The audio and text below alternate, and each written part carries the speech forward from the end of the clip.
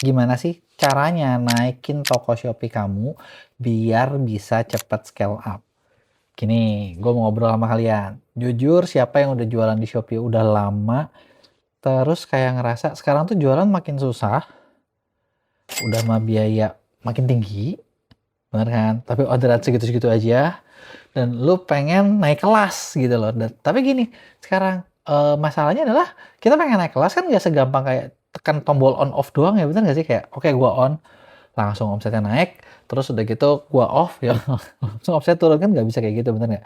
Emang apa sih tanda-tandanya, gimana sih caranya gitu kan supaya investasi kalian atau effort apapun yang kalian lakukan itu bisa efektif dan bikin toko Shopee kalian makin naik kelas. Nah, di video kali ini gue mau bahas beberapa eksperimen, beberapa temuan yang gue temuin gitu kan ketika kita ngerjain banyak toko di Shopee yang scale up. Nah, tapi sebelum gue mulai, buat kalian yang baru nonton, jangan lupa buat klik tombol subscribe-nya dan aktifin lonceng notifikasinya ya. Yuk kita mulai. Gini, fair lah, yang namanya scale up toko itu pasti didamein semua seller. Siapa sih yang nggak mau? Ibaratnya orderan sehari 1, 2, 3 gitu kan. Jadi 100, jadi 1000 gitu kan. Pasti kan pengen kayak gitu kan. Tapi masalahnya adalah kapan nih waktu yang tepat buat toko kalian tuh bisa scale up gitu kan. Tanda-tandanya ada nggak sih gitu kan. Indikatornya, terus udah gitu buat scale up tuh harus ngapain sih? Apakah cuma sekedar naikin budget iklan? Apakah sekedar mungkin bikin produk baru atau apa sih? Nah, ini yang kita bakal bahas secara detail ya. Yang pertama, kalau lo mau scale up, sebenarnya tanda-tanda pertama adalah yang perlu kalian lihat di toko itu bukan gini, kalau toko kalian maksudnya masih nggak stabil, langkah pertama yang lo harus punya adalah toko lo stabil dulu. Stabil tuh gimana sih? Jadi kayak ordernya sehari berapa nih? Misalnya kayak, oh per hari 10. Kayaknya kalau per hari 10 belum bisa sih.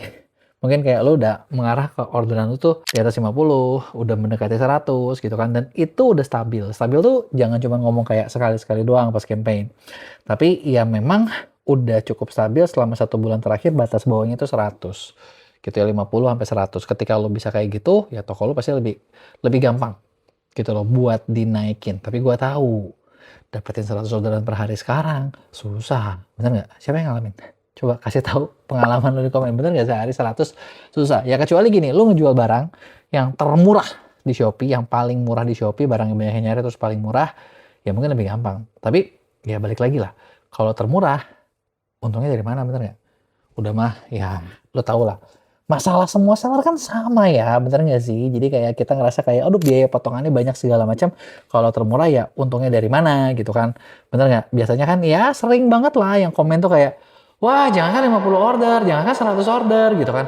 Dapetin sehari aja 5 udah susah, bener nggak? Bener kan? Tapi kalau lu mau naik kelas, yang pertama adalah lu harus secara historisnya datanya segitu dulu gitu. Terus oke, gue tahu ketika gue ngomong gitu pasti banyak yang kok gimana caranya biar cepet naiknya gitu ya. Ini gue kasih kisi-kisinya. Sebenarnya kalau misalnya toko kalian masih baru, mungkin video ini bukan buat kalian. Ya lu harus nonton video yang ini nih, yang lain nih. Beberapa cara buat naikin di awal. Tapi kalau lu pengen tahu pun nggak apa-apa, kita terusin. Gue bakal kasih tau kalian step yang lebih tingginya. Tapi kalau misalnya step dasar banget ya, dasar banget adalah lu harus bisa menemukan yang produk yang market fit.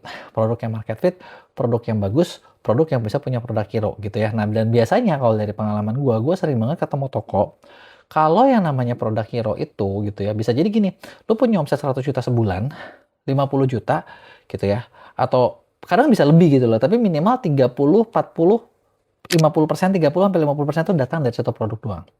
Jadi memang ada produk yang gede gitu loh, laku satu gitu loh. Kalau misalnya nggak ada yang gede-gede banget, nah ini yang agak susah. Kenapa gue bilang lebih sulit gitu ya? Ya karena kalau nggak ada yang gedenya, ya lu pukulannya dari mana gitu kan? Yang kecil-kecil tuh ya, dalam tanda kutip, lama. Kecil-kecil tuh dalam kutip lebih lama gitu kan, kecil-kecil. Dan ngurusin banyak produk lebih repot. Jadi pertama adalah lu temuin dulu produk hero. Cara bikinnya adalah buat bikin produk hero, pastiin produk lu udah market fit. Sesuai dengan apa yang dicari orang. Nah, gimana cara bikinnya? Sebenarnya cara bikinnya sih nggak rumit ya. Nggak rumit. Rumit kali.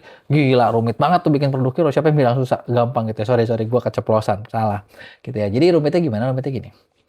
Buat bikin produk hero, lu harus tahu, misalnya di kategori lu apa, di industri lu apa yang orang lagi cari, dan apa yang misalnya tuh mereka belum dapat gitu, ada kurangnya. Karena kan untuk bikin produk tuh rumusnya cuma dua. Lu memenuhi kebutuhan Misalnya kayak orang lagi banyak pengen makan, lo jual beras, itu memenuhi kebutuhan. Ya udah, selama orang masih nyari beras, lo laku. Gitu ya. Atau misalnya kalau kasus yang lebih konkretnya lagi, ingat jangan zaman COVID, semua orang cari masker, lo punya masker, lo laku. Gitu kan. Sesimpel itu. Orang kadang udah nggak peduli kualitas. Tapi itu cuma berlaku kalau misalnya memang ada satu masalah yang banyak orang sadar dan memang belum ada solusi. Gitu ya. Atau yang kedua, memang lo membuat solusi dari masalah orang yang ada. Gitu kan. Nah, dari solusi-solusi yang ada, misalnya gini deh, kita ngomong barang yang mungkin banyak kalian jual ya, fashion. Lu jual baju.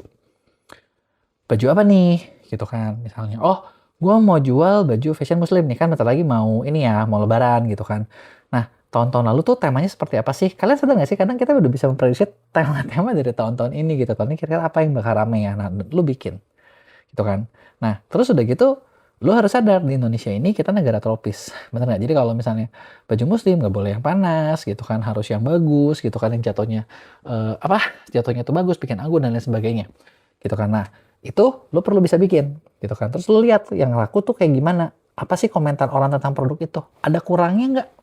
Nah kurang-kurangnya ini kadang yang kita bisa bikin lebih bagus, meskipun kadang lu bikin produk terbaik belum tentu laku kalau lu nggak bisa marketing. Gitu kan, bener ya. Tapi intinya adalah lu harus bikin produk yang sesuai sama kebutuhan orang.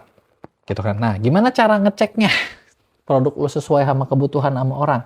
Gitu kan. Karena biasanya yang namanya seller selalu berpikir dari pola pikir dia sendiri. Gitu kan. Oke, gue bikin ini, modalnya segini, gue pengen laku biar harganya segini. Gitu kan. Selama marginnya masuk, nggak masalah. Gitu kan. Nah, masalahnya ketika kita jualan gitu kan nggak bisa kayak gitu. Ketika kita marketing kita nggak bisa kayak gitu.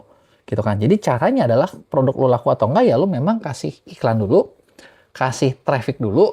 Ketika lu kasih traffic, ada yang beli apa enggak, ada yang ngelihat apa enggak, dari situ lu bisa perkirakan. Terus lihat dari review gitu kan. Dari review yang lu punya gitu ya, review yang lu punya, banyak bintang 1 apa bintang 5. Kalau orang bintang 1 ngomongnya apa? Bener bintang 1 nggak nih? Jangan-jangan kompetitor yang ngasal. Atau mungkin orang yang, maksudnya gini ya, bukan kompetitor sih, tapi kan bayar kita tuh kadang kurang cerdas. Jadi kayak yang salah pengiriman, kalian yang disalahin. Itu nggak valid ya. Nah, kalau bintang 5, mereka ngomongnya apa? Barangnya bener-bener bagus kah? Atau cuman gara-gara barang cepet nyampe? Gitu kan. Dan terus ketika dari review-review ini, lu lihat. Gitu kan. Kira-kira orang bakal mau beli lagi apa enggak? Gitu ya. Ada nggak yang repeat order? Kalau ada yang repeat order, artinya barang lu cukup bagus. Gitu kan. Nah, terus ini adalah ngomongin si produknya. Yang kedua, selain ngomongin produk, tadi kan gue ngomong kalau lu mau laku apa enggak, lu harus lihat marketingnya kayak gimana. Nah, efektivitas marketing itu bisa dilihat salah satunya adalah ketika lu punya barang, lu bikin SKU di Shopee nih, ya kan? Foto produk lu, deskripsi lu, informasi lu, udah bener apa enggak? Udah bagus apa belum? Udah informatif apa belum? Gimana cara kita ngeceknya? Sebenarnya simpel. Kalau pembeli, tiap kali mau beli, banyak nanya. Dan nanyanya, misalnya kayak, ini kalau dipakai gini gimana gitu kan, bajunya nerawang apa enggak, ininya gini apa enggak, itunya gitu apa enggak. Ketika dia menanyakan tentang informasi produk, mungkin artinya informasi produk yang lo tampilin kurang jelas, makanya mereka nanya. Kecuali mereka nanya cuman kayak barang ready nggak ya, kalau itu barang ready atau enggak kan orang Indonesia itu selalu harus nanya ya, ya udah itu lupain aja, abaikan aja. Tapi kalau ketika chat lo masih banyak yang tentang pertanyaan detail, nah itu dia tuh, itu artinya info kalian kurang jelas, kalian bisa di upgrade. Nah, itu adalah basicnya. Nah, ketika lo punya basicnya ini bakal memudahkan yang pertama, buat dapat order ini jadi stabil. Gitu kan. Tapi yang lo perlu ingat adalah stabil, punya produk hero, jangan sampai kayak gini, produk hero lo juga jangan sampai lo terlalu nyaman. Nyaman dalam artian apa nih gitu ya. Nah, coba lo lihat kalau lo punya produk hero, produk yang laku banget, ini produk umurnya udah berapa lama? Apakah trennya masih terus naik? Apa trennya udah stuck? Apa trennya cenderung menurun? Karena banyak banget yang sering gue temuin adalah dulu barangnya laku banget, sekarang barangnya turun. Nah, siapa nih yang ngalamin kayak gini? Gitu kan, ayo coba aku. Biasanya suka banyak sih yang ketemu kayak gitu. Jadi kayak, duh kenapa ya barang gue dulu laku banget, sekarang enggak. Ini kayaknya algoritma Shopee pilih kasih nih, ini kayaknya begini nih, ini kayaknya begitu nih. Nah, kalau lu ngalamin barang lu lagi turun, sebenarnya bisa jadi bukan algoritmanya yang salah, tapi yang salah adalah produk kalian itu dalam tanda kutip hype-nya udah hilang, trennya udah basi. Kalau trennya udah basi, gimana? Kita harus rubah. Karena menjual sesuatu yang sudah basi itu bakal jauh lebih susah daripada lu ngejual sesuatu yang memang lagi rame. Ya kan? Nah, disitulah lu harus menciptakan sesuatu yang baru. Jangan nyaman dengan apa yang ada, ya bikin nih gitu kan, terobosan-terobosan barunya. Malah sebenarnya yang ideal adalah lu bikin produk mungkin kayak 3 bulan atau 6 bulan sekali nge-launching sesuatu yang baru dan dibanding dengan sesuatu yang udah rame. Karena kenapa? Karena ya di Indonesia ya, maksud gua ketika kita bikin barang kita laku, barang kita rame, pasti ada yang ngikutin deh. Nggak mungkin nggak.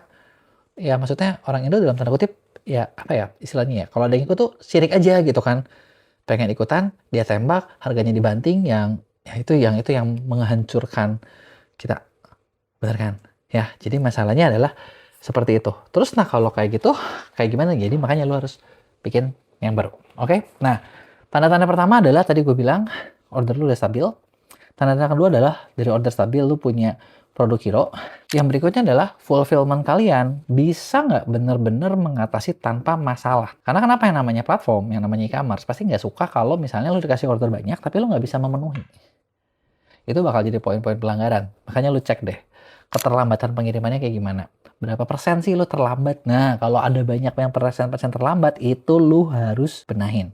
Gitu kan. Benahinnya gimana? Nah, benahinnya adalah ya lu harus mempercepat tim operasional. Gitu loh. Maka dari situ, lu mau scale up, lu tidak akan pernah bisa scale up kalau kalian kerjanya masih sendirian. Gitu. Kenapa gue bilang gitu? Karena gini, gue ngalamin kok. 2015 gue mulai jualan di Shopee. Awalnya gue yang packing sendiri. Gue ngalamin kayak makin lama tuh burnout-nya cepet banget. Gitu. Kenapa cepet banget? Ya iyalah, pagi-pagi kadang kita harus nyari mastiin stok barang, cek barang, bener nggak?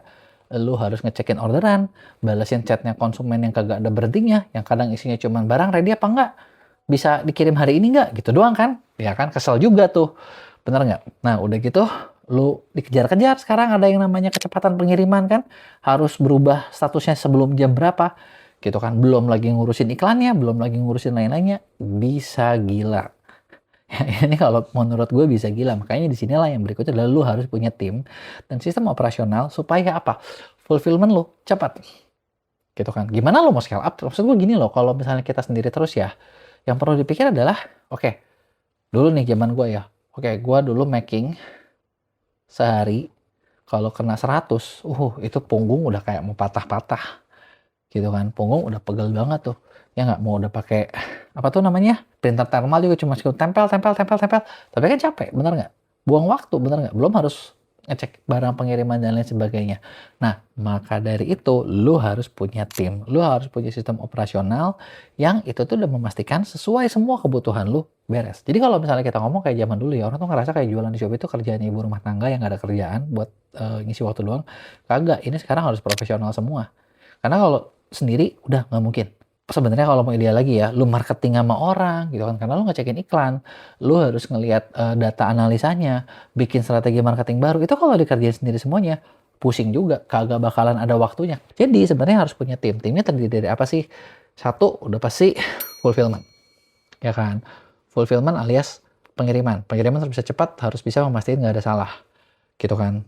Ada nggak solusi cepat? Ada sih. Biasanya sekarang udah mulai banyak nih. Kayak jasa-jasa 3PL gitu pengiriman. Cuman ya kalau 3PL ya pasti kan harganya juga lumayan ya. Cuman lu less drama lah. Less drama bener-bener. Yang kedua, bagian marketing. Nah marketing ini ngapain nih? Marketing tuh sebenarnya kalau kita lihat, tapi kan kok sekarang iklan Shopee tinggal GMV Max ngeklik doang. Iya ngeklik doang gampang. Tapi kan penganalisanya bikin insight-nya harus harus tahu action plan berikutnya kan nggak gampang, bener nggak? Apalagi sekarang harus nyari affiliate, harus bikin Shopee video, harus nge-live, harus segala macem. Lu kerja sendiri, mati, kagak mungkin.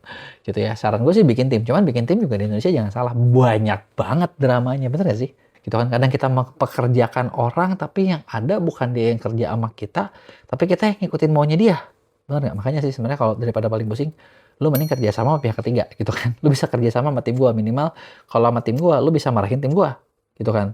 Dan dia tidak akan marahin balik ke lu gitu kan. Kalau misalnya lu nggak kuat financing, bagian financing sekalian, karena kalau bagian marketing kan udah ngomongin segala macam ya. Iklan, konten, live, segala macam itu bisa diurusin semua. Gitu kan. Ngurusin dramanya affiliate dan lain sebagainya. Financing, stok, gitu kan. Dan lu fokus buat cari barang atau bisnis yang baru yang berikutnya. Nah ini juga kita belum ngomong kayak bagian CS-nya cepat apa lama. Nyambung nggak jawabannya. Jadi itu adalah poin-poinnya tuh berikutnya. Nah, lu baru bisa scale up setelah poin ini terpenuhi. Selama poin ini nggak terpenuhi, susah. Percaya sama gue itu bakal jadi paling susah. Gitu kan, bakal berat. Gitu kan. Nah, yang terakhir adalah setelah lu bisa poin ini, yang keempat adalah lu bisa nggak menganalisa data apapun yang disediakan sama Shopee dari marketplace buat action plan berikutnya. Karena sebenarnya di e-commerce ini meskipun kita bilang kayak, aduh gimana ya, adminnya gede nih, terus udah gitu biaya marketing tinggi nih gitu kan segala macam. Tapi data yang didapetin itu sebenarnya jauh lebih mahal. Dan data itu bisa jadi insight buat kalian ngelakuin action plan berikutnya supaya hasil kalian lebih besar. Ini nih yang zaman dulu tuh nggak ada. Lu bayangin ya kalau zaman dulu ya jualan, lu bikin brand, lu ngiklan di TV, lu ngiklan di billboard, udah keluar duit banyak, kagak tahu hasilnya gimana, cuman ya udah iklan gua nongol, itu doang sih. Tapi apakah ngefek ke pembelian? Belum tentu. Bener nggak? Ada datanya nggak? Ya nggak tahu juga. Kalau ada yang beli nggak tahu lihat iklan yang mana. Dan ini itu kebantu banget dengan e-commerce. Jadi semuanya itu datanya tuh lu bisa diambil selama lu bisa ngolah. Nah, ngolah data ini kayak gimana? Nah, macam-macam nih. Kayak lu harus tahu. Jadi gini, kalau kayak kita di Mia ya, kita sampai ngembangin satu sistem khusus buat ngolah data semua klien. Buat apa nih? Jadi kita tahu insight-nya, misalnya kayak, oke, lu kerja sama kita 3 bulan gitu kan. Kita tahu nih, dari awal kita udah coba prediksi ini. Oke, kita mau bikin seperti ini, goal lu seperti ini, mau nggak? Oke, bisa nih. Kita coba kerjain. Langkahnya adalah ABCDE, dan setelah kita lakukan ABCDE, ada nggak nih yang nyampe? Oh, nyampe nih. Yang nyampe adalah poin AB. Kenapa ya? Oh, ternyata gara-gara ini. Nah, insight itu lu bisa tahu nih, oke, kalau gue mau naikin ini, cara ini bisa dilakukan. Terbukti dulu pernah, gitu loh. Atau, oh, ada nih yang nggak nyampe poinnya. Oh, kenapa ya nggak nyampe? Ternyata kayaknya adalah cara yang ini gagal. Artinya kita berikutnya coba lagi nih.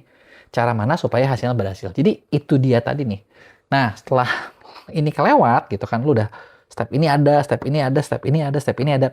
Lu nge-scale up tuh bakal lebih gampang. Karena kenapa? Lu tahu di mana harus buang duit. Yang namanya scale up toko, yang namanya scale up bisnis pasti butuh duit ya, pasti butuh modal deh, pasti lo harus keluarin.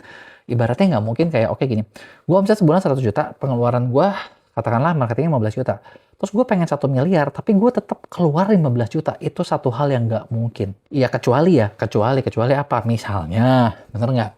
Gue lagi lewat, ketemu presiden, terus presiden bilang, wah barang gue yang terbaik. Tapi kan itu kemungkinannya kecil sekali. Gitu, bener nggak? Ya kan? Kemungkinannya 0,000% sekian persen dan jarang banget terjadi, nggak mungkin terjadi, makanya itu dia. Atau lu tahu-tahu ketemu sama member girl band Korea gitu kan, kayak Labubu, ke foto sekali terus langsung viral worldwide gitu kan. Ya, tapi kan itu jarang. Bener nggak? Jadi yang masuk akal adalah biasanya gitu, lu harus siapin budget buat keluarin. Tapi keluarin di mana? Nah, itulah tadi yang gue bilang, sebelum keluarin, ada nggak nih tulang punggungnya? Ada nggak indikatornya? Kalau ada indikatornya, lo keluarin, itu bisa scale up. Tapi kalau nggak ada indikatornya, lo keluarin, yang ada bakar duit. Jadi kebayangkan, nah itu dia kurang lebih sharing gue dari beberapa yang gue temuin. Nah, kalau ada yang mau lo tanyain, tulis di komen, bakal gue jawab di Q&A. Jangan lupa buat like dan share.